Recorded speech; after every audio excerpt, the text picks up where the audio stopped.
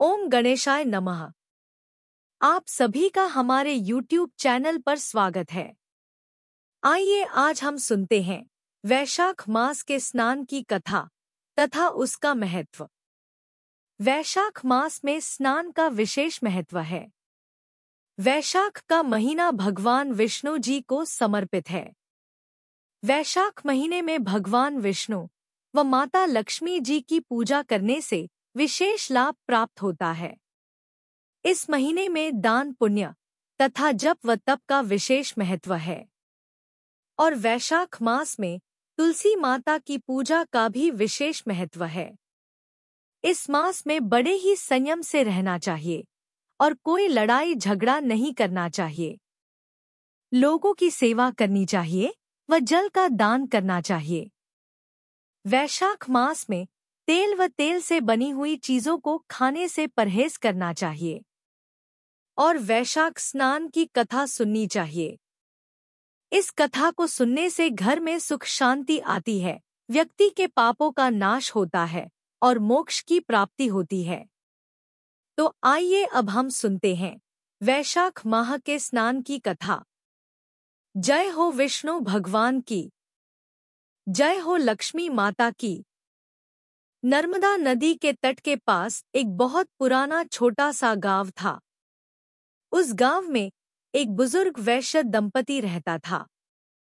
वैश्य दंपति अपने 2 बेटे और बहू के साथ रहते थे।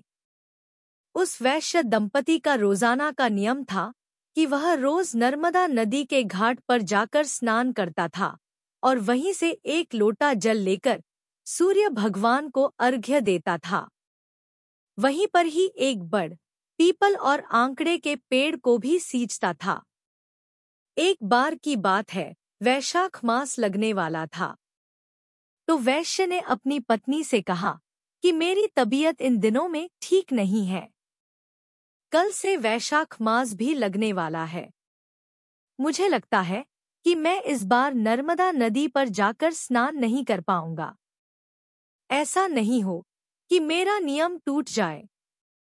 तब उस वैश्य की पत्नी ने अपने पति से कहा कि आप इतने दुखी और परेशान क्यों होते हैं?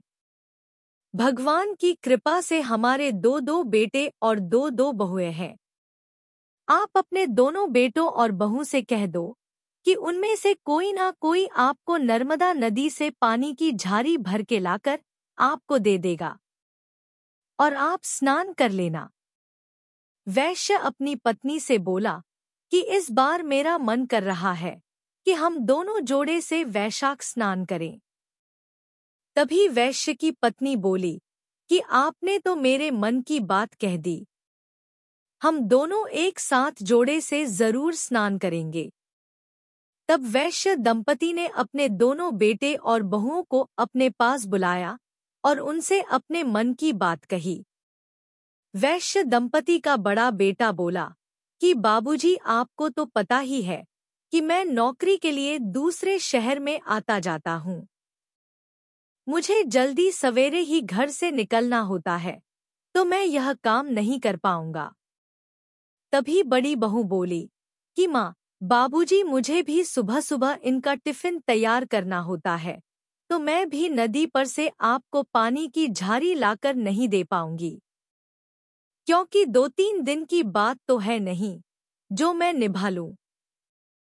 यह तो पूरे वैशाख मास की बात है, इसलिए मैं यह नियम नहीं निभा पाऊंगी।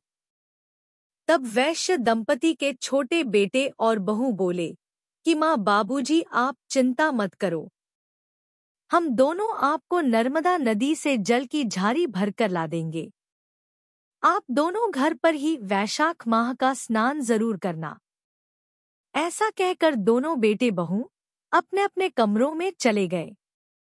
बाद में वैश्य का छोटा बेटा अपनी पत्नी से बोला कि सुशीला, मेरे मन में एक विचार आया है कि जब हम दोनों नर्मदा नदी के तट पर एक झारी पानी का माँ बाबूजी के लिए लाएंगे तो क्यों ना हम दोनों भी नर्मदा नदी पर वैशाख का स्नान करें। तब उसकी पत्नी ने कहा कि यह तो बात आपने बहुत सही कही है।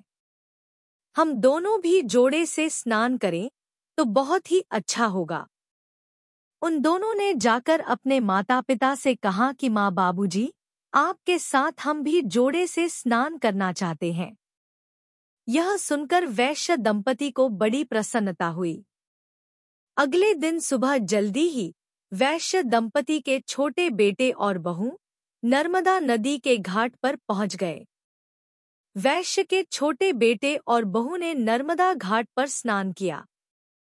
उन दोनों ने एक झारी पानी का लाकर अपने माता पिता को दिया। तब वैश्य दंपति ने पहले एक लोटा जल निकालकर रख लिया और बाकी बचे हुए जल से दोनों ने स्नान किया। फिर लोटे के जल से सूर्य भगवान को अर्घ्य दिया, पीपल के पेड़ को अर्घ्य दिया, बड़ के पेड़ को अर्घ्य दिया और फिर आंकड़े के पेड़ को अर्घ्य दिया। इसी तरह से रोजाना नर्मदा नदी के जल से इन सबको सींचा करते, पूजा करते और 5 परिक्रमा देते। पूरे वैशाख मास यही क्रम चलता रहा। वैश्य दंपति जब स्नान कर लेते तो छोटी बहू सुशीला उनके कपड़ों को धोकर आंगन में सुखा देती और फिर चाय बनाकर अपने सास ससुर को दे देती और खाना बनाकर उन्हें खिलाती। इस तरह पूरा वैशाख मास निकल गया। जब वैशाख मास की पूर्णिमा का दिन आया तो वैश्य दंपति ने अपने छोटे बेटे और बहू से कहा कि तुम दोनों ने भी हमारे साथ ही वैशाख स्नान किया है, तो संपूर्ण फल पाने के लिए हमें 2 जोड़ा ब्राह्मण दंपति को भोजन कराना चाहिए। तब उन्होंने बहू से कहा कि बहू, तुम कल स्वादिष्ट खीर, मालपुए और कचौरी आदि बनाना और 2 जोड़ा ब्राह्मण दंपति को गांव से बुलाकर ले आना। हम उन्हें भोजन कराएंगे, कपड़े और दक्षिणा आदि दे देंगे। तब दोनों बेटा बहू बोले कि माँ बाबूजी, जैसा आप चाहेंगे वैसा ही होगा। दूसरे दिन छोटी बहू ने सुबह जल्दी ही उठकर खीर, मालपुए, कचौरी आदि बनाए और गांव में ब्राह्मण दंपति को बुलाने के लिए चली गई। वह आधे रास्ते ही पहुंची थी कि उसे 2 ब्राह्मण और 2 ब्राह्मणी आते हुए दिखाई दिए। बहू ने सोचा कि शायद यह तीर्थ यात्री हैं, गांव के तो लग नहीं रहे, क्यों ना मैं इन्हें ही भोजन के लिए घर ले जाऊं।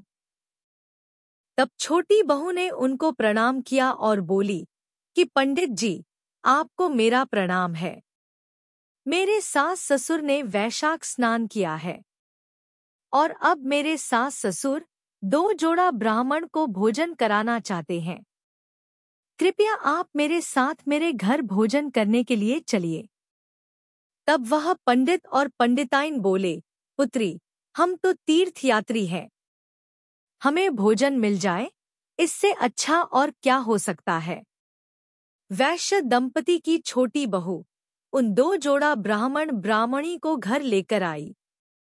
उनके लिए आसन बिछाया, चौकी लगाई, पानी का लोटा भरकर रखा और उनके लिए भोजन का थाल परोसा। सभी ने भरपेट भोजन किया। फिर जैसे ही वैश्य दंपति ने उन्हें कपड़े और दक्षिणा दी, तब दोनों ब्राह्मण और ब्राह्मणी ने सबको ढेर सारा आशीर्वाद दिया। तभी वैश्य दंपति ने अपने छोटे बहू और बेटे से बोले कि उनके चरण धोने के लिए जल लेकर आओ। तब बेटा बहू जल का झारी लेने के लिए अंदर गए और वैश्य दंपति ब्राह्मण ब्राह्मणी के चरण पोंछने के लिए, गमछा लेने के लिए घर के अंदर चले गए। पीछे से ब्राह्मण दंपति, जो कि भगवान राम, माता सीता, भगवान विष्णु और माता लक्ष्मी जी थे, वे ब्राह्मण और ब्राह्मणी का वेश धारण करके वैश्य दंपति के घर पर उसके बेटे बहू को वैशाख स्नान, बड़ पीपल और आंकड़े के पेड़ को सींचने का पुण्य फल देने के लिए आए थे। उनके सत की रक्षा करने आए थे। वह अंतर्धान हो गए। जैसे ही वैश्य दंपति और उनके बेटे बहू चौके में आए तो उन्हें कोई दिखाई नहीं दिया, लेकिन उनको यह देखकर महान आश्चर्य हुआ कि उनकी रसोई में अन्नधन की ढेरिया पड़ी हुई थी। जैसे ही वैश्य दंपति ने चौकी हटाई तो उन्हें और भी आश्चर्य हुआ। जहां भगवान राम बैठे थे वहां भगवान राम के चरण और धनुष के चिन्ह अंकित थे, तथा जहां माता सीता बैठी हुई थी वहां सोने की मोहरों की थैली पड़ी हुई थी। जहां विष्णु भगवान बैठे थे वहां चक्र का चिन्ह बना हुआ था, और जहां माता लक्ष्मी बैठी हुई थी वहां सोने और चांदी के आभूषणों की ढेरी पड़ी हुई थी।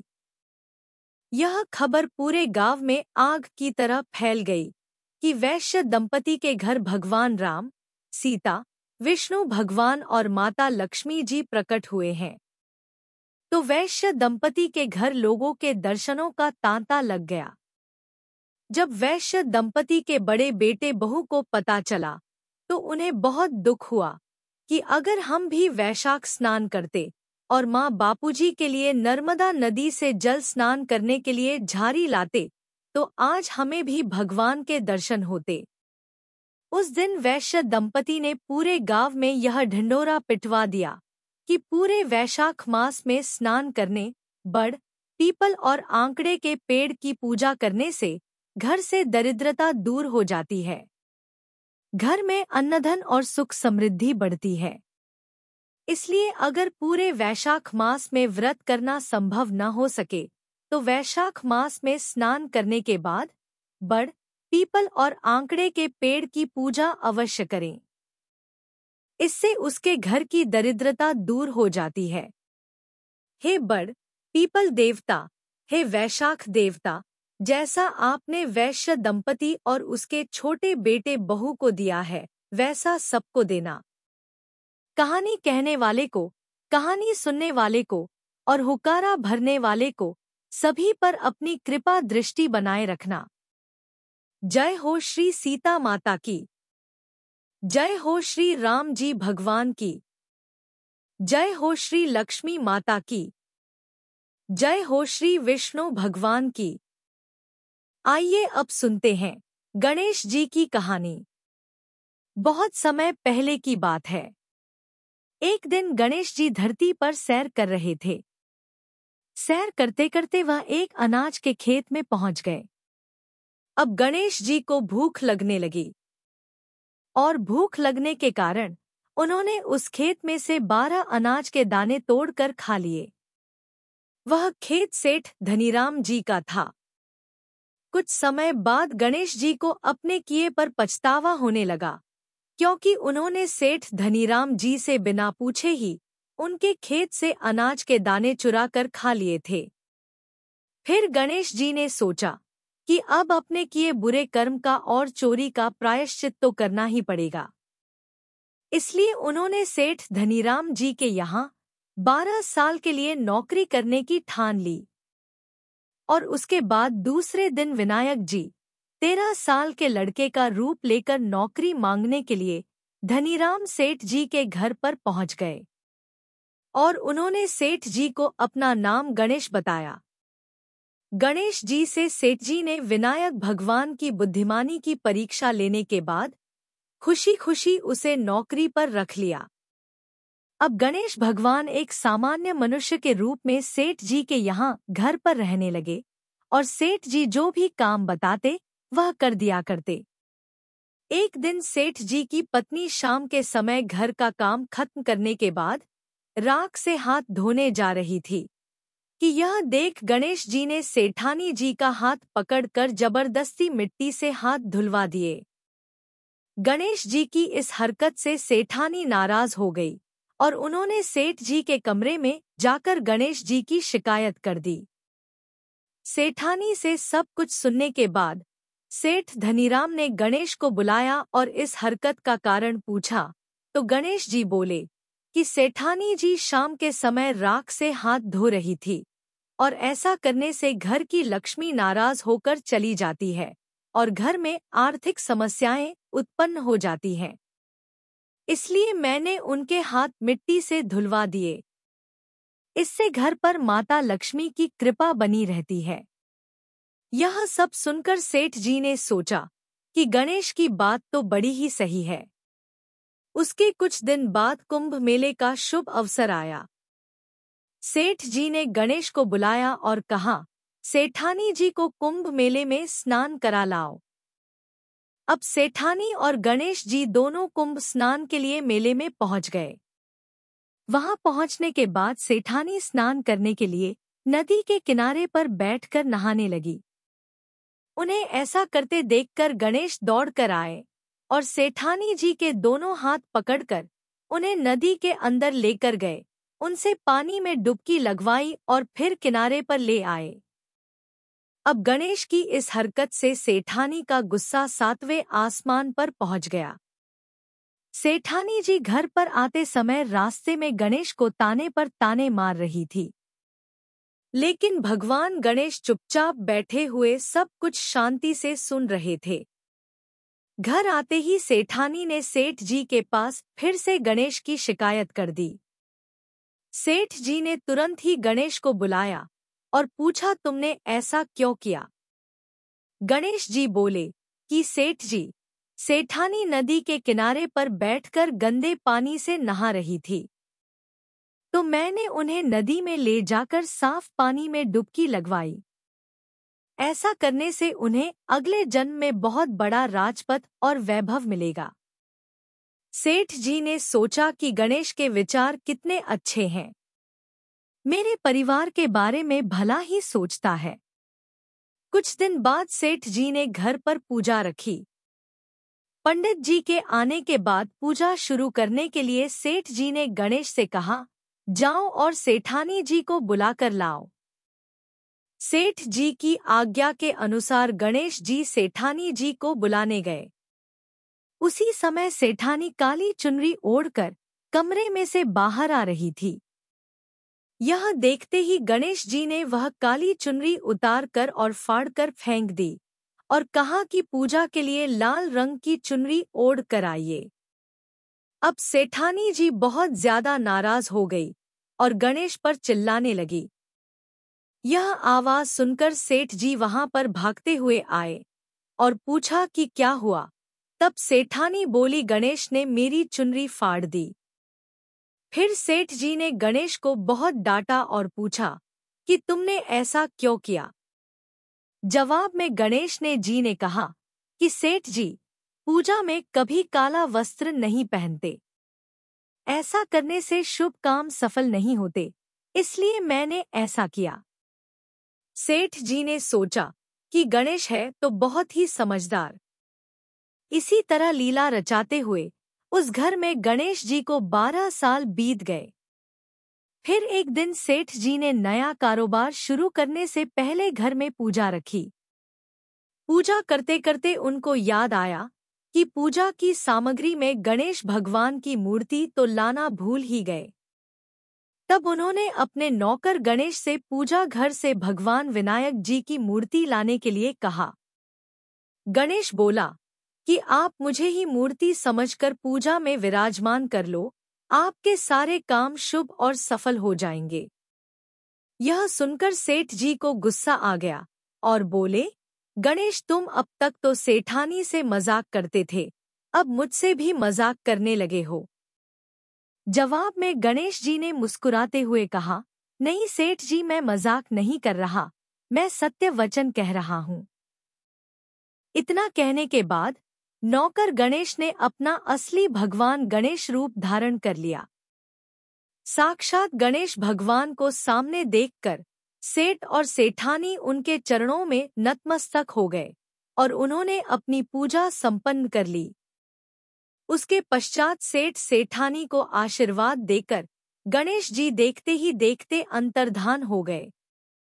बाद में सेठ सेठानी को बहुत पछतावा होने लगा कि स्वयं भगवान हमारे घर नौकरी कर रहे थे और हमने उनके साथ कितना बुरा व्यवहार किया, उनसे बहुत सारा काम कराया। यह सोच सोच कर दोनों दुखी होने लगे।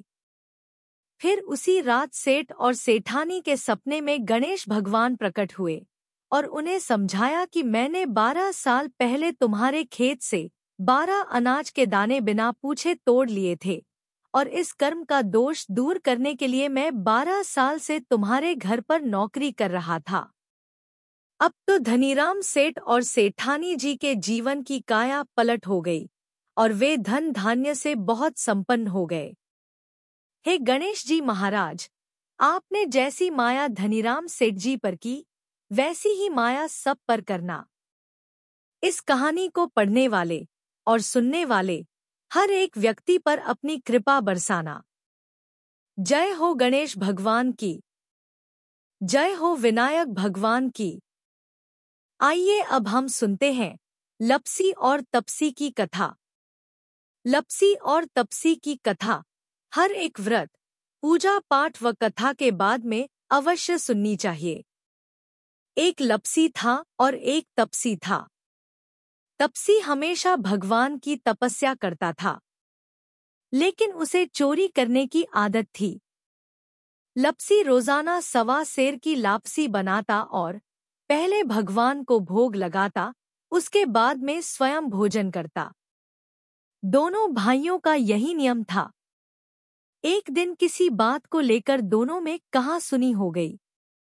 तो तपसी बोला कि मैं रोजाना भगवान की तपस्या करता हूँ, इसीलिए मैं बड़ा हूँ। और फिर लपसी बोला कि नहीं, मैं रोज भगवान को 1.25 की लापसी का भोग लगाता हूँ, इसीलिए मैं बड़ा हूँ। ऐसा कहते हुए दोनों जोर जोर से लड़ने लगे। तभी वहां से नारद जी गुजर रहे थे।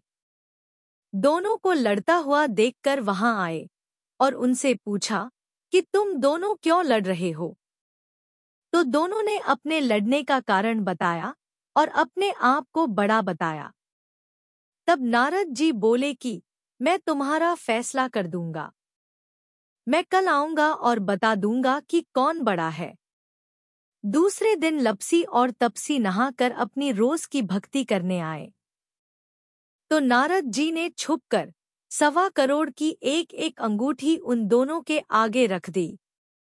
जैसे ही भक्ति करते हुए तपसी की नजर उस अंगूठी पर पड़ी, तो उसने चुपचाप से उसे उठाकर अपने पैर के नीचे दबा ली। लेकिन जब लपसी की नजर उस पर पड़ी, तो उसने ध्यान नहीं दिया। उसने पहले भगवान को भोग लगाया और फिर स्वयं भोजन करने के लिए बैठ गया। थोड़ी देर बाद नारद जी सामने आए, तो दोनों ने पूछा कि अब बताओ कि हम में से कौन बड़ा है। तब नारद जी ने तपसी से खड़ा होने के लिए कहा, तो वह जब खड़ा हुआ तो उसके पैर के नीचे दबी हुई अंगूठी दिखाई दी। तो नारद जी ने तपसी से कहा कि तुम तपस्या तो करते हो, परंतु इतनी तपस्या करने के बाद भी तुम्हारी चोरी करने की आदत नहीं गई। यह अंगूठी मैंने ही तुम दोनों के आगे रखी थी। मैं यह देखना चाहता था कि तुम दोनों में से किसके मन में लालच है, तो तूने तो अंगूठी दिखाई पड़ते ही झट से अपने पैर के नीचे दबा ली। लेकिन लपसी का ध्यान अंगूठी पर जाने के बाद भी लपसी ने अंगूठी को ना ही उठाया और ना ही ध्यान दिया। उसने सिर्फ अपने भगवान जी में ही ध्यान रखा, उन्हें भोग लगाया और बाद में स्वयं भोजन करने लगा। इसीलिए लपसी बड़ा है और तुम्हें तुम्हारी तपस्या का कोई भी फल नहीं मिलने वाला।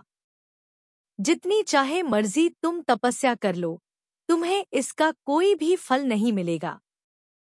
तो तपसी को यह सुनकर बहुत ही दुख हुआ और वह शर्मिंदा होकर नारद जी से माफी मांगने लगा और कहने लगा कि आज तक की मेरी गलती माफ कर दो और मुझे बताओ कि मुझे मेरी तपस्या का फल कैसे मिलेगा। आज के बाद मैं कभी भी चोरी नहीं करूंगा। तब नारद जी ने कहा कि यदि कोई गाय और कुत्ते की रोटी नहीं बनाएगा, तो उसका फल तुझे मिलेगा। यदि कोई आदमी ब्राह्मण को भोजन करवाकर उसे दक्षिणा नहीं देगा, तो उसका फल भी तुझे ही मिलेगा। अगर कोई किसी को सूट या साड़ी देता है और उसके ऊपर अगर भेंट स्वरूप कुछ रुपए नहीं रखे, तो उसका फल भी तुझे ही मिलेगा। अगर कोई व्यक्ति दिए से दिए जलाएगा, तो उसका फल भी तुझे ही मिलेगा। अगर कोई औरत आंगन लीपकर चौका नहीं लीपेगी, तो उसका फल भी तुझे ही मिलेगा। यदि कोई व्रत कथा में सारी कहानी सुन ले, लेकिन तुम्हारी कहानी ना सुने, तो उसका फल भी तुझे ही मिलेगा। उसी दिन से हर व्रत कथा और कहानी के साथ लपसी और तपसी की कहानी कही और सुनी जाती है। आशा करते हैं कि आपको वैशाख मास के स्नान की कथा पसंद आई होगी। कथा पसंद आई हो तो वीडियो को लाइक करें, शेयर करें तथा चैनल को सब्सक्राइब जरूर करें। धन्यवाद।